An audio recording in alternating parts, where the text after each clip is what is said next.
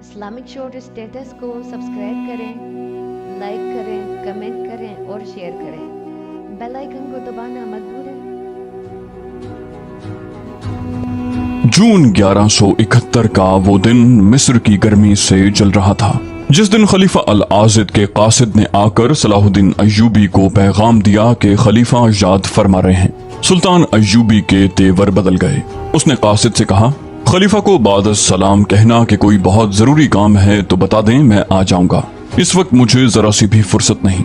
انہیں یہ بھی کہنا کہ میرے سامنے جو کام پڑے ہیں وہ حضور کے دربار میں حاضری دینے کی نسبت زیادہ ضروری اور اہم ہے۔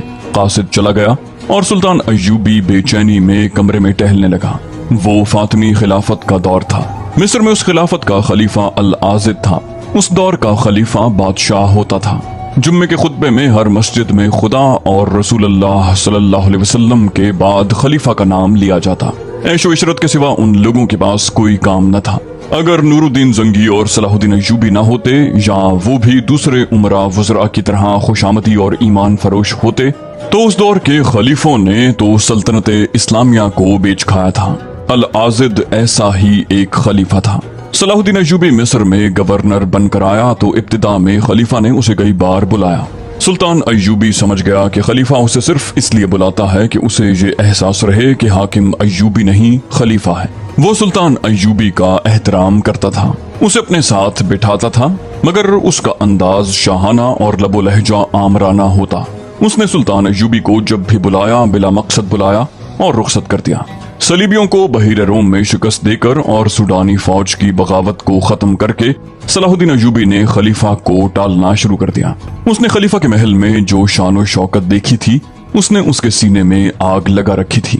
محل میں زر و جواہرات کا یہ عالم تھا کہ کھانے پینے کے برتن سونے کے تھے، شراب کی سراہی اور پیالوں میں ہیرے جڑے ہوئے تھے۔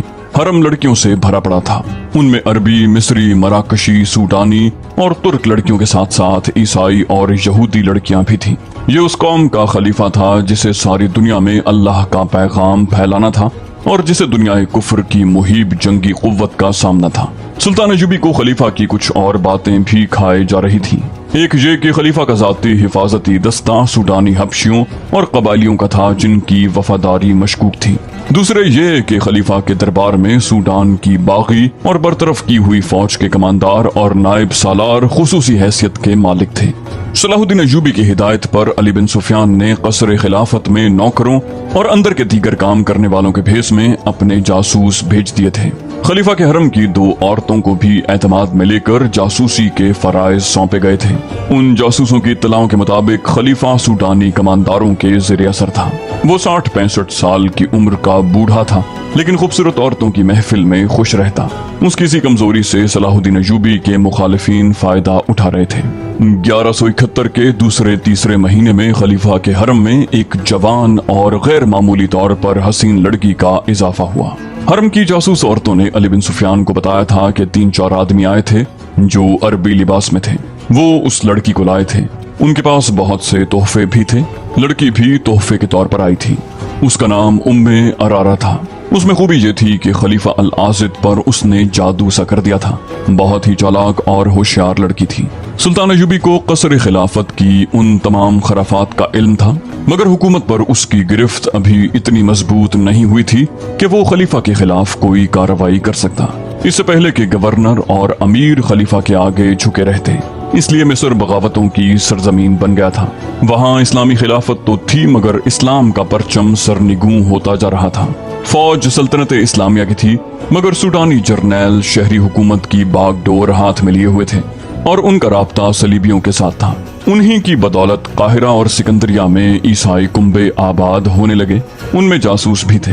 صلاح الدین ایوبی نے سوڈانی فوج کو تو ٹھکانے لگا دیا تھا، لیکن ابھی چند ایک سوڈانی جرنیل موجود تھے جو کسی بھی وقت خطرہ بن کر ابھر سکتے تھے۔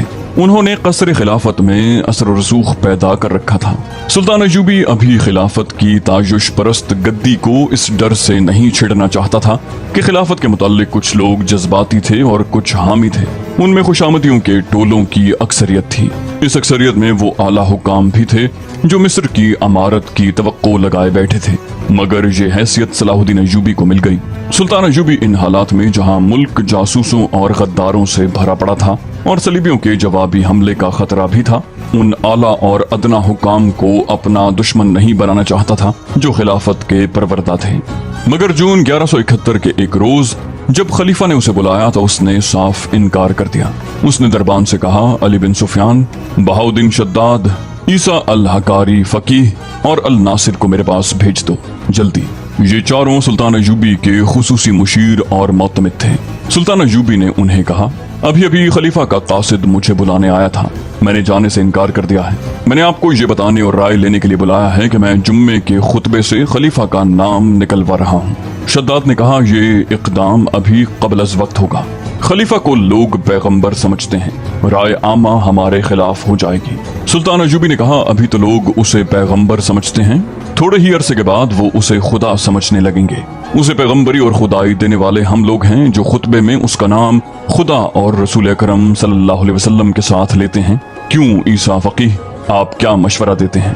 ईसा अल हकारी फकीह ने जवाब दिया, मैं आपकी तायद करता हूँ। कोई भी मुसलमान खुतबे में किसी इंसान का नाम बर्दाश्त नहीं कर सकता, इंसान भी ऐसा जो शराब, औरत और हर तरह के गुनाह का शैदाई है। ये अलग बात है कि सदियों से खलीफा को पैगंबरों का दर्जा दिया जा रहा है। मैं चूंकि शहरी और मजहबी उमूर का जिम्मेदार हूँ, इसलिए ये नहीं बता सकता कि सियासी और फौजी लिहाज से आपके फैसले का रद्द अमल क्या होगा। बहाउद्दीन शद्दाद ने कहा, रद्द अमल शदीद होगा और हमारे खिलाफ होगा। उसके बावजूद मैं यही मशवरा दूंगा कि ये बिद्दत खत्म होनी चाहिए या खलीफा को पक्का मुसलमान बनाकर लोगों के सामने लाया जाए, जो मुझे मुमकिन नजर नहीं आता। अली बिन सुफियान ने कहा, राय आम्मा को मुझसे बेहतर कौन जान सकता है? अली बिन सुफियान जासूसी और सुराग रसानी के शोबे का सरबराह था। उसने मुल्क के अंदर जासूसों और मुखबरों का जाल बिछा रखा था। उसने कहा, आम लोगों ने खलीफा की कभी सूरत नहीं देखी, वो अल आजिद के नाम से नहीं सलाहुद्दीन अयूबी के नाम से वाकिफ हैं। मेरे महकमे की मुसद्दिका इत्तलात ने मुझे यकीन दिलाया है कि आपके 2 साला दौरे अमारत में लोगों की ऐसी जरूरियात पूरी हो गई हैं जिनके मुताल्लिक उन्होंने कभी सोचा भी नहीं था। शहर में ऐसे मतब नहीं थे जहां मरीजों को दाखिल करके इलाज किया जा सकता। लोग मामूली बीमारी से मर जाते थे।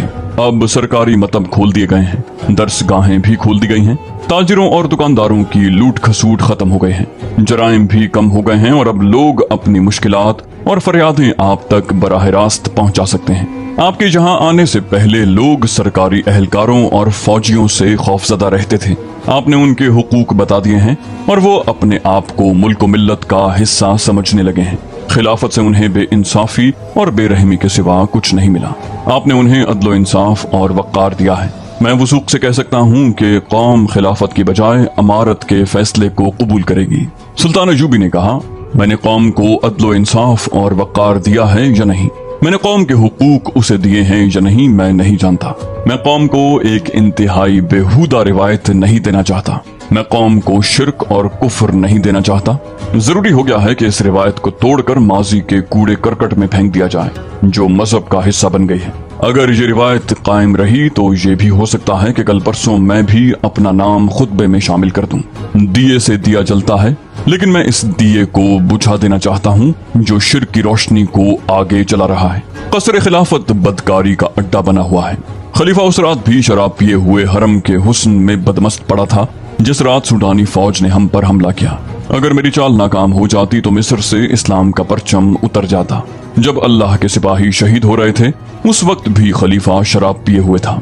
मैं उसे अहकाम के मुताबिक ये बताने गया कि सल्तनत पर क्या तूफान आया था और हमारी फौज ने उसका दमखम किस तरह तोड़ा है, तो उसने मस्त सांड की तरह झूम कर कहा था, शाबाश, हम बहुत खुश हुए, हम तुम्हारे बाप को खुसूसी कासिद के हाथ मुबारकबाद और इनाम भेजेंगे। मैंने उसे कहा कि या खलीफतुल मुस्लिमीन, मैंने अपना फर्ज अदा किया है। मैंने ये फर्ज अपने बाप की खुशनूदी के लिए नहीं, अल्लाह और उसके रसूल सल्लल्लाहु अलैहि वसल्लम की खुशनूदी के लिए अदा किया है। उस बुढ़े खलीफा ने कहा, सलाहुद्दीन, तुम अभी बच्चे हो मगर काम तुमने बड़ों वाला कर दिखाया है। उसने मेरे साथ इस तरह बात की थी जैसे वो मुझे अपना गुलाम और अपने हुक्म का पाबंद समझता है। बेदीन इंसान कौमी खजाने के लिए सफेद हाथी बना हुआ है। सुल्तान अयूबी ने एक खत निकाल कर सबको दिखाया, फिर कहा, 6-7 दिन गुजरे, नूरुद्दीन जंगी ने मुझे ये पैगाम भेजा है। उन्होंने लिखा है कि खिलाफत 3 हिस्सों में बट गई है। बगदाद की मरकजी खिलाफत का दोनों मातहत खलीफों पर असर खत्म हो चुका है। آپ یہ خیال رکھیں کہ مصر کا خلیفہ خود مختار حاکم نہ بن جائے۔ وہ سوڈانیوں اور صلیبیوں سے بھی ساز باز کرنے سے گریز نہیں کرے گا۔ میں سوچ رہا ہوں کہ خلافت صرف بغداد میں رہے اور ذیلی خلیفے ختم کر دیے جائیں، لیکن میں ڈرتا ہوں کہ ان لوگوں نے ہمارے خلاف سازشیں تیار کر رکھی ہیں۔ اگر آپ مصر کے خلیفہ کی بادشاہی اس کے محل کے اندر ہی محدود رکھنے کی کوشش کریں گے تو میں آپ کو فوجی اور مالی امداد دوں گا۔ احتیاط کی بھی ضرورت ہے کیونکہ مصر کے اندرونی حالات ٹھیک نہیں۔ مصر میں ایک بغاوت اور بھی ہوگی، سوڈانیوں پر کڑی نظر رکھیں۔ سلطان ایوبی نے خط پڑھ کر کہا، اس میں کیا شک ہے کہ خلافت سفید ہاتھی ہے؟ کیا آپ دیکھتے نہیں کہ خلیفہ العازد دورے پر نکلتا ہے تو آپ کی آدھی فوج اس کی حفاظت کے لیے ہر طرف پھیلا دی جاتی ہے؟ لوگوں کو مجبور کیا جاتا ہے کہ وہ خلیفہ کے راستے میں چادریں اور قالین بچھائیں۔ خلیفہ کا حفاظتی دستہ دورے سے پہلے لوگوں کو دھمکیاں دے کر مجبور کرتا ہے کہ ان کی عورتیں اور جوان بیٹیاں خلیفہ پر پھولوں کی پتیاں پھینکیں۔ اس کے دوروں پر خزانے کی وہ رقم تباہ کی جاتی ہے جو ہمیں سلطنت اسلامیہ کے دفاع اور توسیع کے لیے اور قوم کی فلاح و بہبود کے لیے درکار ہے۔ اس کے علاوہ اس پہلو پر بھی غور کرو کہ ہمیں مصری عوام پر، یہاں کے عیسائیوں اور دیگر غیر مسلموں پر یہ ثابت کرنا ہے کہ اسلام شہنشاہوں کا مذہب نہیں، یہ عرب کے صحراؤں کے گڈریوں، کسانوں اور شتربانوں کا سچا مذہب ہے، اور یہ انسان کو انسانیت کا وہ درجہ دینے والا مذہب ہے جو خدا کو عزیز ہے۔ شداد نے کہا، یہ بھی ہو سکتا ہے کہ خلیفہ کے خلاف کارروائی کرنے سے آپ کے خلاف یہ بہتان تراشی ہونے لگے کہ خلیفہ کی جگہ آپ خود حاکم بننا چاہتے ہیں۔ سلطان ایوبی نے کہا، سچ کی ہمیشہ مخالفت ہوئی ہے اور ہوتی رہے گی۔ آج جھوٹ اور باطل کی جڑیں صرف اس لیے مضبوط ہو گئی ہیں کہ مخالفت اور مخالفانہ رد عمل سے ڈر کر لوگوں نے سچ بولنا چھوڑ دیا ہے۔ حق کی آواز سینوں میں دب کر رہ گئی ہے۔ شاہانہ دوروں نے اور شہنشاہیت کے اظہار کے اوچھے طریقوں نے رعایا کے دلوں سے وہ وقار ختم کر دیا ہے جو قوم کا ترائے امتیاز تھا۔ عوام کو بھوکا رکھ کر اور ان پر زبردستی اپنی حکمرانی ٹھونس کر انہیں غلامی کی ان زنجیروں میں باندھا جا رہا ہے جنہیں ہمارے رسول اکرم صلی اللہ علیہ وسلم نے توڑا تھا۔ ہمارے بادشاہوں نے قوم کو اس پستی تک پہنچا دیا ہے کہ یہ بادشاہ اپنی عیاشیوں کی خاطر صلیبیوں سے دوستانہ کر رہے ہیں، ان سے پیسے مانگتے ہیں اور صلیبی آہستہ آہستہ سلطنت اسلامیہ پر قابض ہوتے چلے جا رہے ہیں۔ آپ نے شداد مخالفت کی بات کی ہے، ہمیں مخالفت سے نہیں ڈرنا چاہیے۔ سلطان ایوبی کے نائب سالار الناصر نے کہا، قابل صد احترام امیر، ہم مخالفت سے نہیں ڈرتے۔ آپ نے ہمیں میدان جنگ میں دیکھا ہے، ہم اس وقت بھی نہیں ڈرے تھے جب ہم محاصرے میں لڑے تھے، ہم بھوکے اور پیاسے بھی لڑے تھے۔ صلیبیوں کے طوفان ہم نے اس حالت میں بھی روکے تھے جب ہماری تعداد کچھ بھی نہیں تھی۔ مگر میں آپ کو آپ کی ہی کہی ہوئی ایک بات یاد دلانا چاہتا ہوں۔ آپ نے ایک بار کہا تھا کہ حملہ جو باہر سے آتا ہے اسے ہم قلیل تعداد میں بھی روک سکتے ہیں، لیکن حملہ جو اندر سے ہوتا ہے، اور جب حملہ آور اپنی قوم کے افراد ہوتے ہیں تو ہم ایک بار تو چونک اٹھتے ہیں اور سن ہو جاتے ہیں کہ یا خدائے ذوالجلال یہ کیا ہوا۔ قابل صد احترام امیر مصر، جب ملک کے حاکم ملک کے دشمن ہو جائیں تو آپ کی تلوار نیام کے اندر تڑپتی رہے گی، باہر نہیں آئے گی۔ سلطان ایوبی نے کہا، آپ نے درست کہا الناصر، میری تلوار نیام میں تڑپ رہی ہے، یہ اپنے حاکموں کے خلاف باہر نہیں آنا چاہتی۔ میرے دل میں قوم کے حکمرانوں کا ہمیشہ احترام رہا ہے۔ ملک کا حکمران قوم کی عظمت کا نشان ہوتا ہے، قوم کے وقار کی علامت ہوتا ہے، لیکن آپ سب غور کریں کہ ہمارے حکمرانوں میں کتنی کچھ عظمت اور کتنا کچھ وقار رہ گیا ہے۔ میں صرف خلیفہ العازد کی بات نہیں کر رہا، علی بن سفیان سے پوچھو، اس کا محکمہ موصل، حلب، دمشق، مکہ اور مدینہ منورہ کی جو خبریں لایا ہے وہ یہ ہیں کہ خلافت کی تعیش پرستی کی وجہ سے جہاں جہاں کوئی امیر اور حاکم ہے وہ وہاں کا مختار کل بن گیا ہے۔ سلطنت اسلامیہ ٹکڑوں میں بٹتی جا رہی ہے۔ خلافت اس قدر کمزور ہو گئی ہے کہ اس نے عمرہ اور حکام کو ذاتی سیاست بازیوں کے لیے استعمال کرنا شروع کر دیا ہے۔ میں اس خطرے سے بے خبر نہیں کہ قوم کے بکھرے ہوئے شیرازے کو ہم جب یکجا کرنے کی کوشش کریں گے تو یہ اور بکھرے گا، ہمارے سامنے پہاڑ کھڑے ہو جائیں گے، لیکن میں گھبراؤں گا نہیں اور مجھے امید ہے کہ آپ بھی نہیں گھبرائیں گے۔ میں آپ کے مشوروں کا احترام کروں گا، لیکن میں آئندہ خلیفہ کے بلاوے پر صرف اس صورت میں جاؤں گا جب کوئی ضروری کام ہوگا۔ فوری طور پر میں خطبے سے خلیفہ کا نام اور ذکر نکلوا رہا ہوں۔ سب نے سلطان ایوبی کے اس اقدام کی حمایت کی اور اسے اپنی پوری مدد اور ہر طرح کی قربانی دینے کا یقین دلایا۔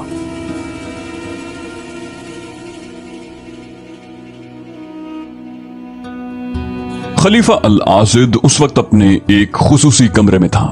جب قاصد نے اسے بتایا کہ صلاح الدین ایوبی نے کہا ہے کہ اگر کوئی ضروری کام ہے تو میں آ سکتا ہوں ورنہ میں بہت مصروف ہوں، خلیفہ آگ بگولا ہو گیا۔ اس نے قاصد سے کہا کہ رجب کو میرے پاس بھیج دو۔ رجب اس کے حفاظتی دستے کا کماندار تھا جس کا عہدہ نائب سالار جتنا تھا۔ وہ مصر کی فوج کا افسر تھا۔ اسے خلیفہ کے باڈی گارڈز کی کمان دی گئی تھی۔ اس نے قصر خلافت اور خلیفہ کے حفاظتی دستوں میں چن چن کر سوڈانی حبشیوں کو رکھا تھا۔ وہ سلطان ایوبی کے مخالفین میں سے اور خلیفہ کے خوشامدیوں میں سے تھا۔ اس وقت خلیفہ کے اس خصوصی کمرے میں ارارہ موجود تھی جب قاصد صلاح الدین ایوبی کا جواب لے کے آیا تھا۔ اس نے خلیفہ سے کہا، صلاح الدین ایوبی آپ کا نوکر ہے، آپ نے اسے سر چڑھا رکھا ہے، آپ کیوں نہیں اسے معزول کر دیتے؟ کیوں نہیں اپنے سپاہی بھیج کر اسے حراست میں یہاں بلوا لیتے؟